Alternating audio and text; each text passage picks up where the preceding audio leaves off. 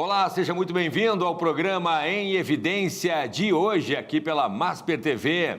Lembrando sempre que o programa Em Evidência tem o patrocínio de CDP Consultoria em Direito Público. Kaisermac, mais a metade dos municípios já optaram pelos produtos e equipamentos da Kaisermac. Iceberg Comunicação, muito além do que se vê, estratégia de comunicação para a política de verdade. E FAMURS, é no município que tudo acontece. Revista Em Evidência na política e nos negócios, você sabe, quem faz está em evidência. E você também pode acompanhar o programa lá no nosso canal no YouTube, @Revista em Evidência, e também, principalmente, os bastidores do programa lá no nosso perfil no Instagram.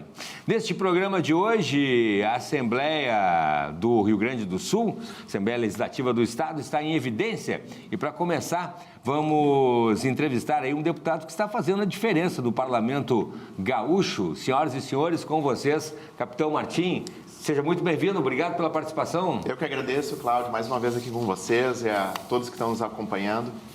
É um momento, hoje a gente vive não só no Rio Grande do Sul, nesse momento de reconstrução, mas um momento muito delicado no Brasil. Então tem diversos assuntos que a gente tem que debater e principalmente levar a verdade e o foco de tudo que está acontecendo para o grande público. É verdade, é verdade. Deputado, vou começar lhe perguntando, então, em relação, eu já ouvi em outras entrevistas o deputado conversar sobre isso, falar sobre isso, a questão, retomando ainda a situação das enchentes do ano passado, completamos um ano agora, no mês passado, uma das medidas para que não se aconteçam é mexer nos rios, assoreamentos de rios e córregos, que, para o pessoal que não sabe, né, cavar um rio para que ele tenha mais profundidade, para que não fique raso, chova, né, a água invada o rio e transborde novamente. Só que isso parece simples falando, mas é um pouco mais complicado ou não, deputado? Sua opinião? Olha, Cláudio, para entender o que seria o desassoreamento do rio, realmente é isso, é a limpeza, todo aquele sedimento que juntou, realizar a limpeza do rio. A gente tem que separar muito o que é desassoreamento, o que é dragagem de canal de navegação. Opa! Dragagem de canal de navegação é manter aquele fluxo onde os navios passam. Então, manter aquele canal com uma profundidade que a navegação precisa. Tanto dragagem de canal de navegação como desassoreamento, o nosso estado não vê no mínimo há 20 anos. É verdade. Então, uma negligência total do estado. E isso daí, Cláudio, eu quero botar, não é só questão de prevenção contra inundações, e sim a nossa economia, o nosso fluxo logístico. Hoje, o estado do Rio Grande do Sul tem a segunda maior malha hidroviária do país. Podia transportar tudo por rios. Aí pensar, Cláudio, que lá na década de 70 foram feitas diversas obras no Rio Grande do Sul. Foi Eclusas, Porto de Estrela, para a gente conseguir realizar o escoamento dessa produção. E há mais ou menos uns 20 anos, 25 anos, esse modal hidroviário, que é mais barato, tira caminhões nas estradas, foi totalmente abandonado e o modal rodoviário foi totalmente, vamos dizer assim, colocado como prioridade. Então, essa negligência já vem há anos. E uma crítica que eu faço ao governo do estado, passados mais de um ano dos eventos, hoje, se a gente for no Rio Taquari lá, a gente ainda tem aquela balsa, que vocês se lembram, que apareceu nas filmagens, que quase derrubou a ponte entre Estrela e Lajeado. Verdade. Vocês acreditam que essa balsa ainda está no fundo do rio? Sério? Não foi retirada. Tem como caminhões no fundo do rio e diversas outras situações. Vamos pegar aqui o nosso Guaíba. Quase praticamente está para acabar navios entrando no nosso porto, que o canal está super assoreado. Tem ilhas ali no meio do... Tem ilhas, principalmente o canal de navegação ali. A gente vê, se vocês acompanharam nas redes sociais que apareceu ali, pessoal praticante de esportes náuticos velejando e do nada se deparando com um banco de areia e sendo literalmente injetados da embarcação. Então, hoje a gente precisa ter essa política e tem que ser uma política permanente. Antigamente a gente tinha a draga do estado que trabalhava direto. Hoje em dia essas dragas estão aonde, Cláudio? Pois é. Sucateadas, atiradas num canto. Pois é. Então houve, vamos dizer assim, um desleixo total, não só com a segurança da população para desassoreamento e dragagem dos rios, como negligenciaram a questão econômica do nosso Estado, queria baratear o custo dos transportes, que é a questão rodoviária. Os holandeses, que são referência no mundo em questão de hidrovias, lá tem uma sanguinha, um pequeno córrego, eles fazem uma obra e estão navegando ali. Eles olham para o Rio Grande do Sul e falam, vocês têm uma riqueza natural, um potencial gigantesco da parte logística. O nosso estado, se for dividido bem em duas bandas ali, a banda leste, toda ela pode ser trabalhada com hidrovias, e a banda oeste tinha que ter toda trabalhada com ferrovias. Se a gente conseguisse trabalhar esse hub de intermodais, o nosso estado teria um potencial de escoamento logístico. Aí, infelizmente, a gente olha para o nosso vizinho, e não é um olhar de inveja, é um olhar que conseguiram fazer a diferença, Santa Catarina, Paraná. E a questão dos portos também, né? A questão dos portos. Aí pega, por exemplo, Santa Catarina, que tem vamos dizer assim, comparado ao Rio Grande do Sul, um filetezinho um pouquinho de litoral. Um pouquinho de litoral, 5 portos. Aí pega aqui o nosso Rio Grande do Sul. Que tem um baita litoral. Tem um baita litoral, tem o Porto de Rio Grande com um potencial incrível, subaproveitado. Pega a questão de Santa Catarina, Paraná, que já está investindo na questão de ferrovias, aqui foi totalmente abandonado. E já entra num outro assunto polêmico. Aí vem o governo do estado e faz o quê, Cláudio? Ao invés de pensar já há anos na questão de diminuir esses custos, eles pensam só aqui, isso daqui não é só fluxo pensamento desse governo, mas de governos passados também. Não, vamos aumentar a questão rodoviária e vamos conservar nossas rodovias. E para conservar nossas rodovias, o que a gente faz? Vamos pedagiar. E o que a gente está vendo agora do governo do estado é mais uma onda de pedagiamento, com agora o novo Free Flow. E isso daí vai onerar mais ainda, vai encarecer mais ainda o produto, porque é um saco sem fundo a questão das rodovias. Quanto mais caminhões tem, mais dinheiro eu vou ter que mais estraga. E não está pensando em outras alternativas. Então, a gente começou na questão do desassoreamento, foi negligências de ano. Negligenciou a segurança do povo, negligenciou uma questão logística que iria trazer mais investimentos no estado, iria baratear o frete, ia colocar o Rio Grande do Sul em evidência. É verdade, com certeza. Deputado, também o deputado participou de um exercício que simula uma emergência com a barragem, isso lá em Nova Roma do Sul. Quais foram os principais aprendizados desse evento, né? Um acidente com a barragem, no caso? Né? Exatamente. Foi lá em Nova Roma do Sul, a barragem Castro Alves. Vocês se lembram, Cláudio, e os ouvintes e os telespectadores vão se lembrar, a apreensão que a gente passou em maio, rompeu a barragem de, se não me engano, 13 de julho. Um caos generalizado. Muito foi se levantado na época, como é que tem a parte da segurança das barragens, como é que é feita essa análise, como é que está a situação. E eu gostaria de aproveitar a oportunidade para tirar uma dúvida que muitas pessoas têm. Afinal, deputado, a questão das comportas das barragens, que muita gente deve ter ouvido, foram abertas e causou inundação. Perante tudo que eu vi desde os eventos climáticos de setembro de 23, 4 ciclones extratropicais. Antes lá, isso. Setembro, inundação e enchente no Vale do Taquari. Novembro se repetiu e maio aqui. Eu fiz um projeto de lei que está para votação na semana que vem na Assembleia, que é a segurança das barragens. São inspeções periódicas do governo das barragens e, vamos dizer assim, um monitoramento constante do nível da barragem. E isso é importante falar, todos os dados de proteção e defesa civil precisam ser dados abertos. Então, isso está aí disponibilizado para a população. Por que é importante a questão da segurança, esses planos de evacuação? Não só, eu gostaria de ampliar, não só para a questão do rompimento da barragem. Tudo que é área de vulnerabilidade, seja na cidade, seja do rompimento da barragem, seja, por exemplo, de uma estação elétrica, seja de um local que pode ocorrer uma explosão, ele precisa ter plano de contingência. Sim. Por exemplo, eu me lembro na minha formação, tenho formação na Marinha do Brasil, eu fui para o Colégio Naval, com 16 anos, que fica em Angra dos Reis. A cada um ano, a gente tinha plano de evacuação por causa das usinas nucleares de Angra 1 e Angra 2. De Angra 1 e Angra 2. Então, essa questão dos planos de contingência tem que ter um monitoramento de toda de análise de risco do Estado. E a barragem é mais um. Então, o ensinamento que ficou é a questão da preparação e, principalmente, a integração das pessoas. Eu digo assim, eu fiquei muito feliz porque, sabe, a gente veio para a política para fazer a diferença. E quando a gente vê 2 projetos que foram de nossa autoria ser colocados em prática, isso daí é uma satisfação muito grande. E eu consegui ver isso lá na barragem.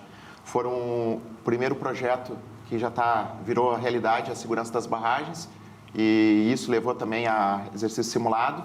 E outra lei, que já é lei no estado sancionado, é a questão do alerta sonoro, que também foi testado, já está com sirenes lá. Sério? Então, é uma satisfação muito grande eu conseguir ver que aquele projeto que eu fiz na Assembleia já está sendo aplicado. E esse projeto do alerta sonoro dos municípios, o que é? Nas áreas de vulnerabilidade, nas áreas que a gente precisa ter evacuação dessas pessoas, é uma torre que tem uma sirene. Então, no momento de estresse, toca aquela sirene, as pessoas já estão ali, sabem sair. E o alerta sonoro também no celular. Perfeito. Independente se a pessoa tem cadastro, não tem cadastro, se o celular está conectado à rede 3G ou 4G, recebe um alerta que muitos devem ter recebido esse alerta simulado, que já teve um alerta. Toca no celular e só para de tocar enquanto a pessoa olha e clica ali. Então, é uma satisfação ver essa situação e cada vez mais eu digo que a bandeira da proteção e defesa civil é algo que eu absorvi, eu digo que é uma das principais pautas do meu mandato. E a gente tem que melhorar muito isso no Estado. Praticamente hoje no Estado me perguntaram, Cláudio, deputado, se o desastre fosse hoje, maio de 2025, estaríamos preparados? Não. Não? Não. De novo? Não. Falta muitas obras estruturantes, muita coisa foi feita, mas não vamos generalizar. Um grupo estaria preparado, voluntários. É impressionante, essas pessoas fizeram a diferença no desastre. No momento que o Estado colapsou, total. Tivemos heróis, são heróis. É verdade. Que disseram assim, não fugiram, podiam ter fugido e ir para outro lugar, mas assim, tá comigo, chamou a responsabilidade e criaram diversos centros, seja no Vale do Taquari, seja na Cairu, no Sarandi, no gasômetro, organizaram da noite para o dia. Sociedade civil. Verdadeiros complexos de resgate, abastecimento, recolhimento de pessoas, saúde, a questão dos animais, acolhimento de animais. É impressionante, Cláudio. Assim, tu chegar um dia, no outro dia, tu vê uma estrutura toda organizada. Pessoas que não se conheciam, não tiveram preparação prévia, mas aquele sentimento de salvar, de ajudar. E essas pessoas, Cláudio, se mantiveram unidas nesse período. E até um diverso projeto que eu tenho é a questão dos voluntários, a integração dos voluntários. Realizei um seminário na Assembleia Legislativa de união. Porque o que eu quero? Eu digo que o político é um simples catalisador. Eu quero pegar o seu João, Dona Maria, juntar com o Pedro, que teve a iniciativa, a integração destes conhecimentos. E hoje eles estão se unindo em associações, em ONGs, e desde lá do desastre estão se preparando. Então, eu falo com toda a propriedade e no sábado passado, nesse sábado, eu fiz o primeiro exercício simulado de voluntários à resposta a desastres. A gente colocou, que eu digo, o palco sagrado, um local sagrado, que foi o gasômetro ali. Então, a gente conseguiu pegar voluntários de todo o Rio Grande do Sul, vieram voluntários até de Santa Catarina e São Paulo. Para participar? Para participar. Então, a gente reproduziu as diversas estações que foram produzidas ali. Então, tinha a estação do pessoal de jet ski, de barcos, tinha a estação do recebimento, então, todo aquele pessoal da saúde que fazia triagem, teve a questão do pessoal dos animais, que aí chegavam os animais, o pessoal dava os primeiros cuidados, ali. Direcionava ali para os abrigos. Até junto, falando da questão dos animais, a gente conseguiu fazer uma feira de adoção de animais resgatados das enchentes. Um treinamento então, total. Um treinamento, assim, oficina de motores, de embarcações. A gente simulou a questão dos combustíveis. Também. Então, a gente simulou várias situações e o principal desse simulado, a integração. Que daí a gente via, a gente teve tal problema de logística em tal lugar. Eu tive o mesmo problema nesse lugar e eu resolvi dessa forma. Então, essa troca, e hoje, só para você ter ideia, fruto desse simulado, já saiu um banco ali de 400 pessoas que se cadastraram como voluntárias. Então, hoje, o que a gente vai ter? E esse é o meu objetivo de realizar ali, vamos dizer assim, o voluntário, eles têm que estar presentes na estrutura da Proteção e Defesa Civil, mas ele é descentralizado. Ele não tem que ter o Estado ali controlando ele. Ele age como complemento. E hoje, o que eu estou buscando? Esse cadastro de voluntários das associações, tudo. Porque se acontecer um desastre, é igual o quartel, o plano de chamada do pessoal. Então, essa situação dos voluntários é algo que eu estou trabalhando muito. É um assunto longo ali, mas é importante falar. Eu estive há mais ou menos um mês. Eu fui agraciado e selecionado pelo governo americano. Eu fiz um intercâmbio de 15 dias nos Estados Unidos. Eles fizeram um programa baseado na nossa realidade do Rio Grande do Sul, para mostrar como que eles atuam. E foi algo totalmente pago pelo governo americano, custo zero para o Estado. E eu consegui, nesses 15 dias, visitar alguns estados americanos. Então, consegui ver a realidade deles. E a questão do voluntariado me chamou muito a atenção. Também. Eles têm a cultura do voluntariado, Cláudio. E a questão do voluntariado, porque eu chamo de cultura, não é só no momento do desastre, não é só no momento ali... Ficam se preparando. Ficam se preparando, mas o voluntariado pode atuar em várias áreas. Várias áreas. Desde a ajuda a um lar de idosos, a uma campanha de agasalho. É verdade. E o americano, isso daí fica muito claro nos filmes. Quando o jovem vai fazer uma entrevista de emprego, ou vai tentar buscar uma bolsa numa universidade, uma entrada numa universidade, o pessoal o analista pega o currículo dele, notas boas, mas conta muito. Meu jovem, o que você fez de trabalho voluntário? Os programas que ele participou. Os programas que você participou. O que você, como cidadão, contribuiu para botar seu tijolinho ali no Estado? Opa! Então, é esse trabalho que eu quero desenvolver no Rio Grande do Sul, nas faculdades. Boa! Quantas horas extras curriculares cobram nas universidades que a gente podia direcionar essas pessoas, cada um no seu nicho, desde dos estudantes de jornalismo, estar presente ali, fazer uma extracurricular de como fazer uma cobertura do desastre. Exatamente, levar informação de qualidade. Como é que levar informação de qualidade, como é que pode fazer a mobilização, até os estudantes de medicina, de enfermagem, da área da saúde, ter essa experiência num abrigo, de como fazer uma gerência, uma triagem num abrigo. Verdade. Então, essa é a situação que eu quero desenvolver aqui no Rio Grande do Sul. E eu poderia falar aqui a manhã toda dos projetos que eu tenho, mas mais ou menos isso, é valorizar o voluntário e solidificar a estrutura de proteção e defesa civil do Estado. Se eu pudesse resumir o que é proteção e defesa civil, o que o Estado tem que fazer, imagina um grande gestor. Proteção e defesa civil, o Estado tem que ser gestor de crise. Então, essa é a situação que a gente tem que fortalecer no Rio Grande do Sul. Muito bem. Deputado Capitão Martim, já terminamos o primeiro bloco. Parece mentira quando o papo é bom, o tempo passa muito rápido, viu? Mas tem mais um bloco para a gente conversar sobre outras situações com o deputado, tá bom? Não sai daí, a gente já volta um instante só.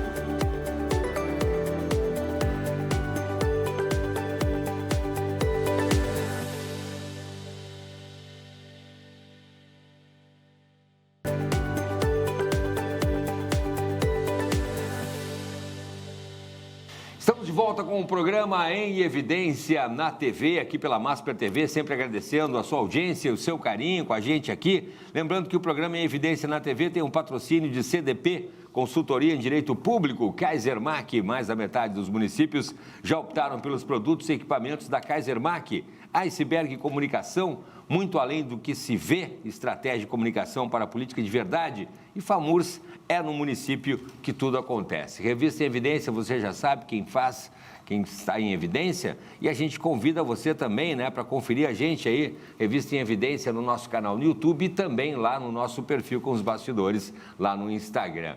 Hoje tenho um prazer e a honra de entrevistar o deputado Capitão Martim, que já esteve, inclusive, na revista, está aqui, ó, deixa eu mostrar para vocês aqui, o deputado aqui na revista Em Evidência, revista física Em Evidência, aqui também nessa matéria muito bacana. Vou seguir perguntando agora, deputado, sobre a questão que a gente passa, inclusive já é corriqueira aqui no estado, que são as doenças respiratórias e as superlotações dos hospitais e das emergências, atingindo principalmente as crianças e os idosos. Eu sempre brinco que se pegar matéria minha de 20 anos atrás, vai estar lá as emergências lotadas do inverno e tal. E a gente continua com essa realidade, deputado. Cláudio, isso é algo que me incomoda muito. É a questão do Estado ser reativo. É a questão das doenças respiratórias, da superlotação dos hospitais, pegando um pouco da parte da agricultura, estiagem.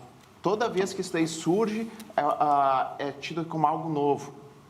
Mas não, isso daí é algo que já está acontecendo há muito tempo e não foi, vamos dizer assim, fruto de muito da negligência do Estado de resolver.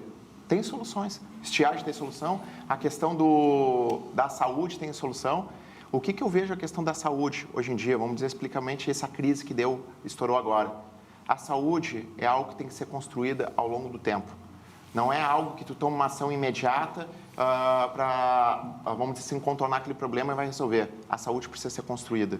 A saúde precisa ser construída desde a unidade de saúde básica, baixa complexidade, média complexidade, que é a UPA, até a questão dos hospitais que vai em alta complexidade. Então, uma cultura que tem que ser criada. A questão das doenças respiratórias e várias doenças podem ser trabalhadas com medidas preventivas, campanhas de prevenção, desde a vacina da gripe. O que eu vejo na atuação, o que potencializou muito essa crise? Vamos voltar para 2023, onde o governo do Estado, pela Constituição, ele tem que investir 12% da receita do Estado em saúde. Foi investido só 8,8%. Logo, 1,3 bilhão não foi investido na saúde. Isso daí é uma crítica que veio ao longo dos anos, 2024, ano passado, ainda não saiu a análise completa de quanto o governo investiu ali nesse sentido.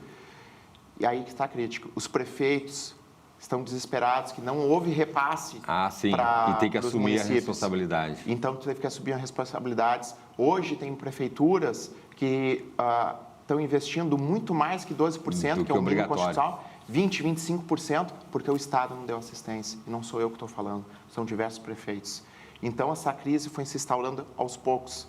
O momento que o município ali não consegue dar o suporte, falta ali, começa a sobrecarregar outros hospitais. Então, a saúde, ela tem que ser vista como um sistema, um grande ecossistema. Eu tenho que trabalhar toda a parte. Então, houve sim eu digo negligência, omissão do Estado. Olha quanto tempo o governador Eduardo Leite demorou para colocar estado de calamidade por causa das doenças respiratórias agudas. Demorou muito tempo. Somente em maio agora. Não tem as semanas que ele colocou esse decreto. Na verdade, ele demorou muito, aquela omissão do Estado de tentar varrer para baixo do tapete o caos que estava na saúde. Então, saúde se faz com planejamento. A questão também que foi muito difundida dos profissionais da saúde, essa campanha, esse governador Eduardo Leite, que dobrou os gastos em publicidade. No momento que o Rio Grande do Sul está precisando de recuperação, ele vai lá e dobra a questão de publicidade. Hoje, ele está gastando em publicidade anual, hoje, 160 milhões. E a gente vê, até na Assembleia, ele está com um apelido, é o Dudu do Marketing, que é só para, vamos dizer assim, é documentário onde mais de 25% do documentário aparece a figura dele como salvador da pátria. Agora, no momento que a gente precisa, por exemplo, a gente está se aproximando o inverno, e precisava lá atrás uma campanha institucional forte para a vacinação da gripe, não teve. Houve uma adesão muito baixa a questão da verdade. vacinação da gripe. Isso dito pelos profissionais de saúde.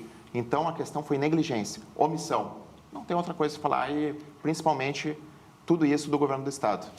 É verdade. E o papel da Assembleia Legislativa é justamente fiscalizar, né, o governo do Estado em todos os sentidos. Falando sobre o governo, agora o governo federal, deputado, o senhor é a favor da CPI do INSS, outro grande problema que assolou, e principalmente agora falando dos aposentados?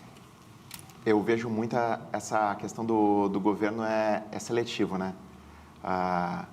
Político não tem medo de ser condenado de forma precipitada. Salvo se for de direita. Aí é condenado de forma precipitada. Esse governo aí está escondendo um dos maiores rombos que pode ser da história do país. E muito quer botar na conta de governos anteriores. Sim, essa questão da fraude do INSS começou em outros governos. Só se você pegar ali as investigações, se você vai olhar de 2023 para 2024, o rombo saltou de 500 milhões de reais. Saltou de 500 milhões de reais para, se não me engano, 1,8 bi.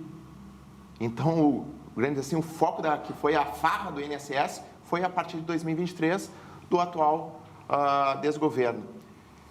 Eu digo, é simples, a gente quer investigar. Se o governo fala tanto ali que quer arrumar soluções, vamos investigar. Agora, é muita covardia, Cláudio, muita covardia. Pois é. Tirar dinheiro das pessoas mais inocentes. E daí a gente se assusta. Para mim é algo simples. No momento que pergunta, Cláudio, você fez o consignado, você fez tu autorizou o desconto? Não autorizei. É falar para a associação ali ver e já devolver o dinheiro. Só que não está acontecendo isso. Pois é. Aí precisa de debate para acontecer isso, uma coisa simples. Eu não autorizei esse desconto. Acaba o desconto e devolve o dinheiro. Onde é que está esse dinheiro? Aí pega essas diversas associações que tem, sindicatos, e eu digo que está pontinho do iceberg. Eu brinco que a questão tá puxando ali o cabelinho, daqui a pouco vai vir a peruca na mão. Já está aparecendo senador envolvido, irmão do presidente, e o que mais pode aparecer? Parlamentar recebendo mesadinha. Então, a CPI é necessária. E eu não entendo esse pessoal de esquerda ser contra a investigação, e foi o mesmo pessoal, agora critica o Bolsonaro, mas, se não me falha a memória, foi em 2019, o Bolsonaro botou uma medida provisória que falava o seguinte, para não ter mais esse desconto automático dos sindicatos, e se os sindicatos quisessem fazer o desconto, eu não quero contribuir para o sindicato, ok, não é em folha, boletinho. Tem que ter chega autorização. O boleto em casa, tem autorização, mas chega o boleto e faz. E essa medida provisória nunca foi colocada em prática, foi barrada. Então, essa questão dos sindicatos, associações, esse rombo do INSS, cara, precisa ser investigado. A gente não pode... para mim, é um erro total do governo, está tentando empurrar essa investigação. Isso daí só vai desgastar mais o governo. Não porque a gente vê ali na CPI. Debandada ali, esse governo está cada dia perdendo apoio. E por quê? Está levando o país à falência. Literalmente à falência. A gente pega a situação dos Correios, Cláudio. É verdade. Pensar, olha, é surreal. Pensar que a questão de anos atrás, no governo Bolsonaro, os Correios estavam dando lucro de bilhões. E agora está dando prejuízo de bilhões. Então, é a cara desse governo de esquerda que loteou toda a estrutura, aparelhou a estrutura do Estado, não com pessoas técnicas, mas com pessoas com objetivos, vamos dizer assim, sem capacidade e, vamos dizer assim, pelo que está aparecendo, se a gente for se guiar pelo INSS, com o objetivo só de enriquecer o próprio bolso. Deputado, outra questão também que eu acho muito interessante o que é necessário para instituir o programa para atendimento de órfãos de serviços públicos, integrantes das carreiras de segurança pública, mortos em serviço ou em razão dele? Olha, Cláudio, eu digo que eu fui para a guerra.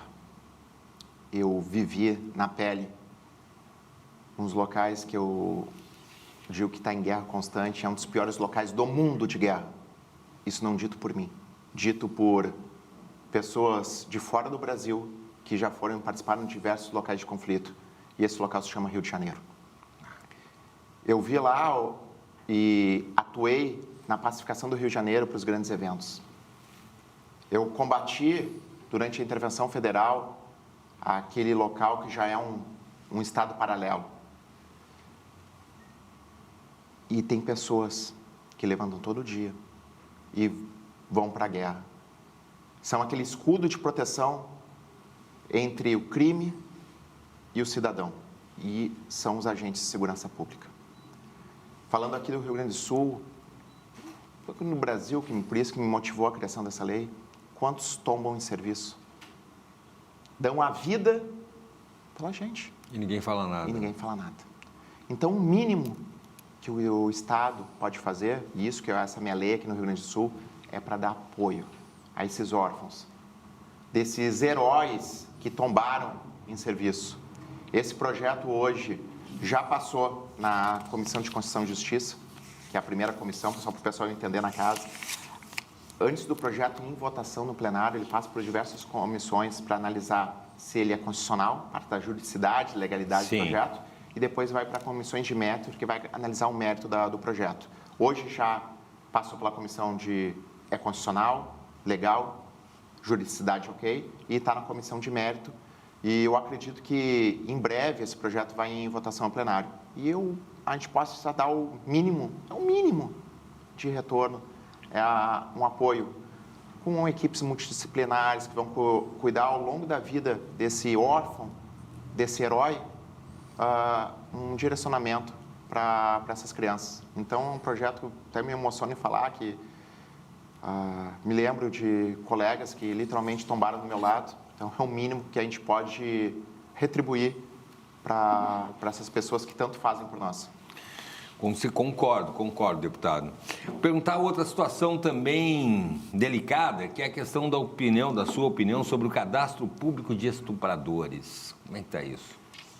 Cláudio, olha quanta situação. Só aqui no estado, a gente vê esses monstros junto das nossas crianças.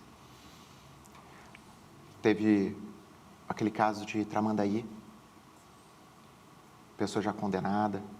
Já teve diversos casos, às vezes, de pessoa que estava com foragido e trabalhando de segurança de universidade ou nas escolas. O que eu busco? Hoje, no Rio Grande do Sul, e é uma lei já mais ou menos uns 4 anos, já tem o cadastro de estupradores e de pessoas que cometem violência doméstica. Só que, infelizmente, ainda não está em prática na Secretaria de Segurança. E isso foi já um pedido de informação que eu fiz. Então, o principal, eu só quero que seja cumprida uma lei que já é do Estado e tenha esse cadastro. Que já existe. E a minha lei, o que eu busco com o meu projeto de lei? É que esse cadastro, Cláudio, seja público. Você é pai. Sou. E todos os outros, você não gostaria Concordo. de saber se tem um estuprador que foi condenado por isso, alguém que cometeu violência doméstica ali perto? Aí vem o pessoal da esquerda e fala, olha os direitos humanos, o direito das pessoas. Para um pouquinho. O direito da criança. E o direito da minha filha. O direito da sua filha, nossa filha, e o direito da criança, que é garantido em Constituição, vem antes de qualquer uma coisa. Então, é o nosso dever proteger nossas crianças. Olha como isso podia impedir certas situações, até quando, por exemplo, creches, escolas contratam funcionários ali, às vezes não tem conhecimento o perigo do passou. Agora, com isso aí, uma simples busca ali vai saber. Essas pessoas ali, a gente tem que saber onde estão esses monstros. E a lei já existe. A lei do cadastro existe. Agora, meu projeto de lei é para tornar esse cadastro público aqui no Rio Grande do Sul. É isso que eu quero. Eu quero que cada pai, cada mãe, cada responsável consiga saber e tenha consciência onde estão esses monstros que cometeram violência contra crianças e também buscando também a questão do feminicídio no nosso estado, que é um absurdo. É um absurdo. A questão daqueles monstros que fazem a questão da violência doméstica. Então, a gente não pode... direitos humanos, a gente tem que pensar no direito da vítima. Não que faz uma atrocidade dessa. É para começar. E a gente já sabe, né, Cláudio, que no Brasil está sem inversão de valores. Hoje o bandido está sendo enaltecido enquanto o cidadão de bem e o policial está sendo execrado.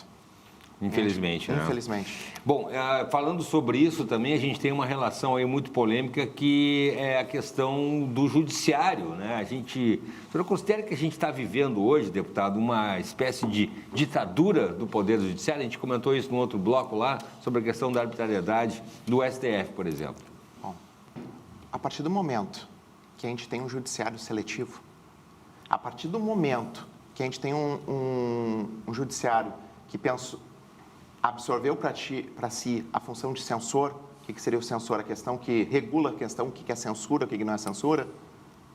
A gente tem vamos dizer, um registro histórico de onde isso acaba. E isso daí é autoritarismo. Hoje a gente vê certos absurdos que estão acontecendo no STF. São 11 ministros do STF e ali são 11 constituições diferentes. Praticamente, eles rasgaram a nossa Constituição de 88 e eles interpretam a Constituição à luz do pensamento de cada um. Hoje, a gente vê certos absurdos que a gente está vendo. Vamos pegar um assunto recente. A gente vê um comediante que faz piada. Não vou entrar no mérito da questão da piada, mas a questão de liberdade de expressão, sendo condenado de forma totalmente desproporcional acho que há 8, 10 anos, não me falha a memória agora. E, ao mesmo tempo, a gente vê a justiça dando um habeas corpus para aquele MC que incita a violência, apologia ao crime, apologia às drogas. Cara, se pega a letra da música, ostentação de armamento. Olha a inversão de valores. Aí eu vi ele saindo do presídio, ele falando: porque me deixa em paz, a polícia quer o caos, tudo.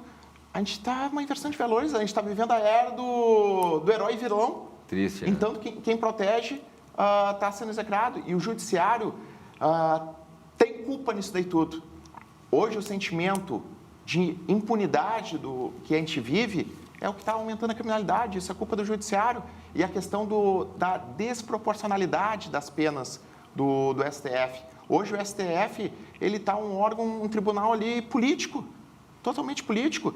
Tanto que não é à toa que a maior democracia do mundo, vamos dizer assim, que luta pela liberdade, que é os Estados Unidos, já está de olho na questão pode falar, de Alexandre de Moraes e diversos outros ministros. Cara, alguma coisa não está certa. Hoje, o que eu vejo, Cláudio? A gente precisa urgentemente restaurar o principal pilar de qualquer democracia, que se chama liberdade de expressão. Hoje não tem. Eu estou aqui contigo, eu tenho que estar, às vezes, medindo a minha palavra, porque dependendo do que eu falo dependendo aqui, do lado que tiver também. Dependendo do lado que eu tiver, eu posso sair daqui preso. Então, julgado hoje, e condenado. Exatamente. E hoje o que a gente tem que restaurar, que eu espero que restaure ano que vem, em 2026, que temos eleições em níveis de deputados, governadores, presidente e Senado. Hoje a gente precisa de um Senado forte. A missão que terá o Senado, que o ano que vem vai ser uma eleição que vai renovar 2/3 do Senado. Então a missão que tem os senadores eleitos ano que vem é voltar à separação dos poderes. Legislativo, executivo e judiciário. Porque hoje o judiciário praticamente está se figurando como um poder moderador. E isso não pode acontecer numa democracia.